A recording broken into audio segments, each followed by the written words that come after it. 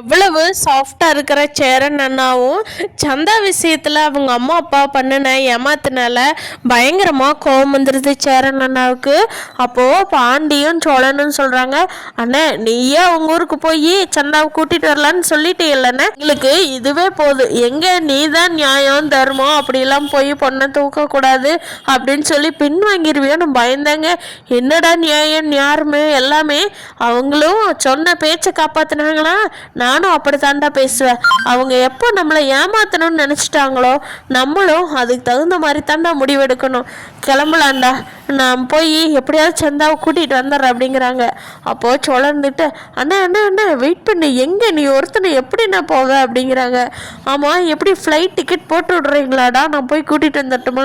அண்ணே இருண்ணே எல்லாருமே சேர்ந்து போகலாம், இங்கே பாரு நம்ம என்னோட கார்லேயே போகலான்னு நான் ஓனர்கிட்ட சொல்லிடுறேன், 3 நாளுக்கு எனக்கு வேலை இருக்குன்னு சொல்லி நம்ம இந்த காரையை வாடகைக்கு எடுத்துக்கிட்டே போய்க்கலான்னு அப்படின்னு சொல்லிட்டு சேரன் தன்னோட ஓனருக்கு ஃபோன் பண்ணி இப்படி எங்கள் அண்ணன் லவ் பண்ணின பொண்ணு வடக்க வச்சு அவங்க அம்மா அப்பா அவங்க மாமாவுக்கு கல்யாணம் பண்ணி தர்றாங்க சார் அண்ணா, அதனால் நான் போய் கூட்டிகிட்டு வரணும் அந்த பொண்ணை, அதனால் கண்டிப்பாக போகணும்ண்ணா அப்படின்னு சொல்லவும் அந்த ஓனர் சொல்கிறாங்க, என்னடா சோழா உனக்கு மட்டும் இந்த பொண்ணை தூக்குற வேலையே தேடி தேடி வருதேடா, சரிடா சரிடா போய் உங்கள் அண்ணனுக்கு கல்யாணம் பண்ணுற வேலையை பாருங்க, பாவம் எத்தனை வருஷமாக பொண்ணு தொலைவிக்கிட்டே இருக்கிறாரு பாவம், போங்கடா பரவாயில்லடா நான் சமாளிச்சுக்கிறேன்டா இங்கே அப்படின்னு சொல்லிட்டு ஓனர் ரொம்ப பெருந்தன்மையாக எதுவும் காசு வேணும்னா சொல்லுடா தர்றேன் அப்படின்னு சொல்லி அவ்வளோ பெருந்தன்மையாக சூப்பராக சொல்கிறாரு.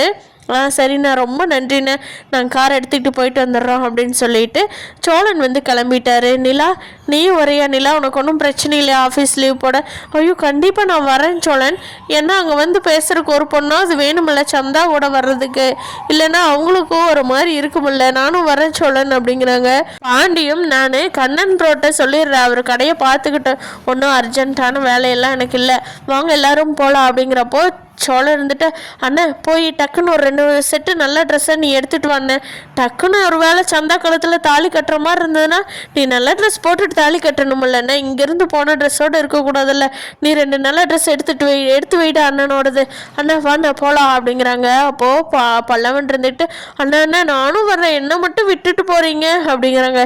அப்போது சேரனா ரொம்ப நிதானமாக சொல்கிறாரு, டேய் வேண்டாம் பல்லவா, நாங்களே இது ரொம்ப ரிஸ்க் எடுத்து தான் போகிறோம், அவ்வளோ தூரம் 3-4 நாள் ஆயிரும், வேஸ்ட்டாக போயிருண்டா பல்லவா, நீ இப்போ தான் படிக்கிறதுக்கு உருப்படியாக சேர்ந்து நல்லா படிச்சிட்ருக்கிற, அதனால் நீ படிக்கிற வேலையை மட்டும் பாரு, உனக்கு என்ன வேணுமோ முடிஞ்சால் செஞ்சு, இல்லைன்னா கடையில் வாங்கி சாப்பிடு, இந்த பணத்தை வச்சுக்கோ சரியா, அப்பா கிட்ட சொல்லிடு நாங்கள்லாம் போயிட்டு வர்றோம் அப்படின்னு சொல்லிட்டு பல்லவனை பார்த்து பத்திரமா இருந்துக்கோ பல்லவா, வீட்டில் இருந்தீங்கன்னா வீடெல்லாம் லாக் பண்ணிவிட்டு பத்திரமா இருந்துக்கோ அப்படின்னு சொல்லிட்டு பல்லவனை மட்டும் அவ்வளோ அவசரத்துலேயும் பல்லவனை அவ்வளோ பொறுப்பாக ஏதோ குழந்தைக்கு அட்வைஸ் பண்ணிட்டு போகிற மாதிரி சொல்லிட்டு எல்லாருமே கிளம்பிட்டாங்க சந்தாவை பார்க்க போகிறதுக்கு.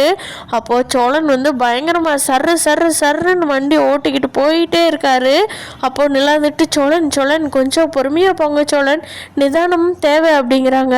இல்லை நிலா நம்ம போய் எப்படியாவது சந்தாவை இப்படி போனோம்னாவே நம்மளுக்கு 2 நாள் ஆயிரும், எப்படியாவது போய் சந்தாவை காப்பாற்றணும், அண்ணனுக்கு கல்யாணம் பண்ணி வச்சிடணும், ஆண்டவன் முன்னேத்தில் வண்டிக்கு மட்டும் எந்த பிரேக் டவுனோ எதுவுமே ஆகாமல் இந்த கடவுள் மட்டும் காப்பாற்றிக்கிட்டா போதும் அப்படின்னு சொல்லிட்டு டைம் வேஸ்ட் ஆயிரும் இல்லைனா அப்படின்னு சொல்லிட்டு எல்லாரும் பரபரப்பாக வண்டியில் போய்கிட்டே இருக்கிறாங்க.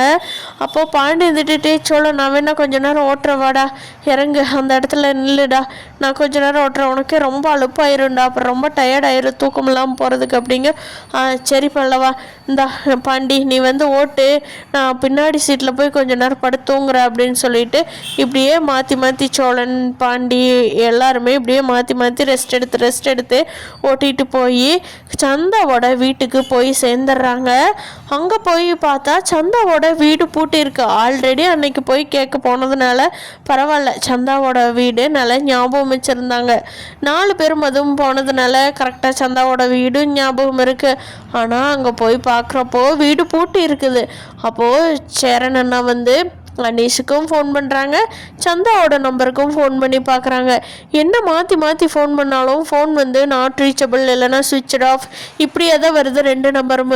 ஐயோ சந்தா நம்பரை வேணால் எல்லோரும் வாங்கி ஆஃப் பண்ணால் கூட இந்த அனீஷ் எதுக்கு ஆஃப் பண்ணி வச்சுருக்கான் என்னன்னே ஒன்றும் தெரிய மாட்டேங்குது அப்படின்னு சொல்லி பேசிட்டு இப்போ என்ன பண்ணுறது நிலா, வீட்லேயும் ஒருத்தரையும் காணாமன்னு ஓடி போய் பார்த்துட்டு அப்போது நிலா இருந்துக்கிட்டு அண்ணே இருங்கண்ணே பக்கத்து வீட்டில் இருக்கிறவங்களெல்லாம் கேட்குறேன் அப்படின்னு சொல்லிட்டு நிலா போய் பக்கத்து வீட்டில் இருக்கிற லேடிஸ்கிட்ட எல்லாம் கேட்குறாங்க. இப்படி சந்தாவை பார்க்கணும், சந்தாவை எங்கே போயிட்டாங்க அப்படிங்கிறாங்க. சந்தாவுக்கு கல்யாணம் இன்னைக்கு, சந்தாவுக்கும் அவங்க மாமாவுக்கும் கல்யாணம். அதுவும் அந்த ஊருக்குள்ளே அங்கே இருக்குல்ல கோயில், அந்த கோயிலில் தான் கல்யாணம். எல்லோரும் நேரமே கல்யாணத்துக்கு போயிட்டாங்களே, நீங்கள் கல்யாணத்துக்கு வந்தீங்களா? இன்னொரு தாலி கட்டுற டைம் ஆயிடுச்சு. நீ தாலி கட்டியிருப்பாங்களா என்னன்னு தெரியல, நீங்கள் போய் பார்த்தீங்கன்னா அநேகமாக தாலி கட்டுறக்குள்ளே அவங்கள பார்க்க முடியும்னு நினைக்கிறேன் அப்படிங்கிறாங்க. அப்போது நிலா அண்ணா வாங்கினே சோழன் வாங்க, வண்டி எடுங்க, சீக்கிரமாக கார் எடுங்க சந்தாவுக்கும் அவங்க மாமாவுக்கும் அதுதான் அந்த கோயிலில் கல்யாணமா, வாங்க கோயில் எங்கேன்னு விசாரிச்சுக்கிட்டே அப்படியே போவோம், வாங்க சோழன் சீக்கிரமா அப்படின்னு சொல்லி எல்லாம் பரபரப்பாக காரில் திருப்பி ஏறி போய் போகிறாங்க. அந்த கோயில் ஒரு வழியாக தேடி கண்டுபிடிச்சி அலைஞ்சு அந்த கோயில் ஒரு வழியாக கண்டுபிடிச்சிட்டாங்க.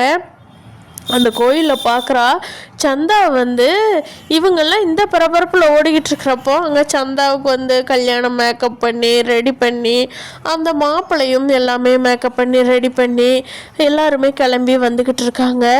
அப்போ சந்தாவை பொண்ணு அழைச்சிட்டு வாங்க, தாலி கட்டணும், லேட் ஆயிடுச்சு அப்படின்னு சொல்லி அங்கே சொல்லவும் மாப்பிள்ளை எல்லாமே ரெடியாக கல்யாண குளத்தில் உட்காந்துருக்காரு.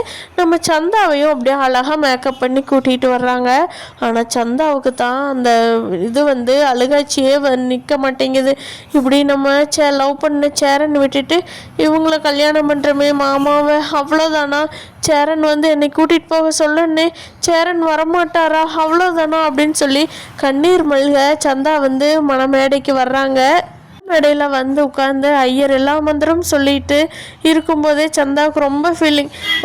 சினிமாவிலையெல்லாம் பார்த்துருக்குறோமே, கடைசி நேரத்தில் கல்யாணத்தை நிறுத்தி பொண்ணை கூட்டிகிட்டு போவாங்களே, அப்படி ஒரு சம்பவமெல்லாம் நமக்கு நடக்கவே நடக்காதா அப்படின்னு கண்ணீர் மல்க உட்காந்து அவங்க சொல்கிற ஒன்றையும் கேட்டுக்கிட்டே சந்தா கண்ணீர் மனசை விட்டு அழுகாமல் உள்ளுக்குள்ளேயே அழுதுகிட்டே உட்காந்துருக்காங்க. அப்போ கரெக்டாக நம்ம சோழன், சேரன், பாண்டி, நீலா எல்லாருமே கரெக்டாக அந்த கோயிலுக்கு வந்துடுறாங்க. தாலி கட்டுற டைம் ஆயிடுச்சு. அங்கே உள்ளே ஓடி போகிறாங்க. சேரன்னா ஃபுல் ஸ்பீடில் லைனோட ஸ்பீடுக்கு ஓடி போகிறாரு. ஓடி அவ்வளோ ஸ்பீடாக ஓடி போய் பார்க்குறாரு. அங்கே சந்தாவும் அவங்க மாமாவும் கல்யாண குளத்தில் உட்காந்துருக்காங்க. அவங்க மாமா கல்யாணத்தில் தாலி கட்டுறதுக்காக தாலி எடுத்து வச்சு உட்காந்துட்ருக்காரு. அப்போது சேரன் சத்தம் போடுறாரு, நிறுத்துங்க அப்படின்னு சொல்லி.